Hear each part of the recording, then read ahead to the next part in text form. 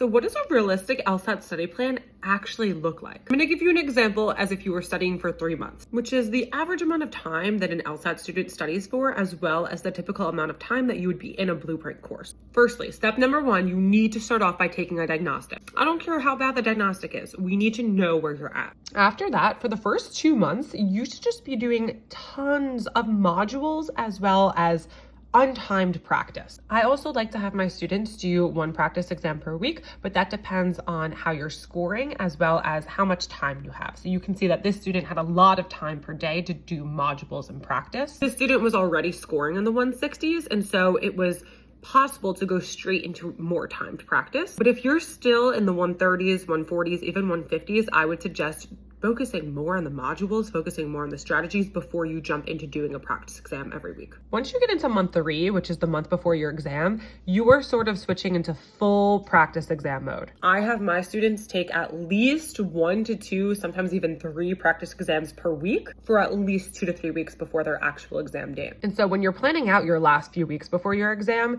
you should really be thinking about how you can take a practice exam every few days so that by the time your actual exam comes, you feel super, super confident. If you're studying for 3 months, spend those first 2 months studying, getting the strategies down, not really worrying too much about timing, and then that last month should be a full timing month.